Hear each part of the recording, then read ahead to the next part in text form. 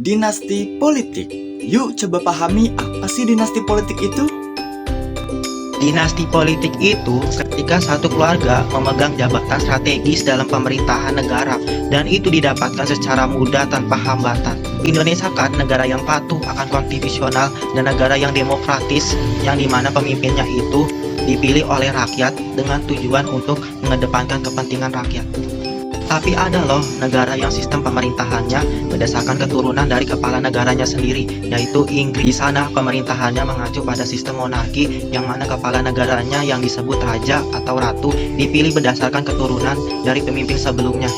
Tapi ada juga yang tetap mengacu pada monarki konstitusional demokratis. Yang lagi hangat dibicarakan saat ini adalah mengenai putusan Mahkamah Konstitusi perihal batasan usia capres dan cawapres.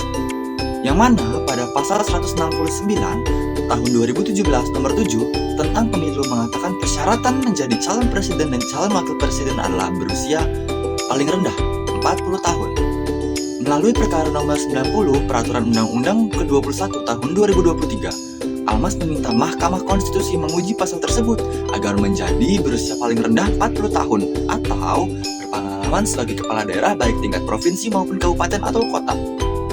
Akhirnya, Mahkamah Konstitusi mengabulkan gugatan tersebut dengan menyatakan berusia paling rendah 40 tahun atau pernah atau sedang menduduki jabatan yang dipilih melalui pemilihan umum termasuk pemilihan kepala daerah.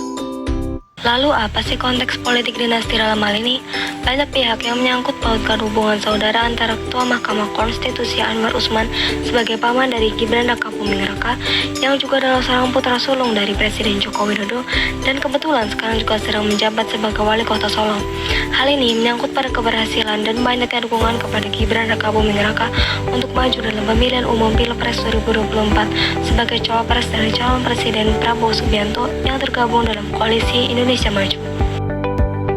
Menurut kamu, apakah ini termasuk pelanggaran konstitusi? Atau sudah saatnya pemuda Indonesia ikut serta dalam pemerintahan di lingkup nasional?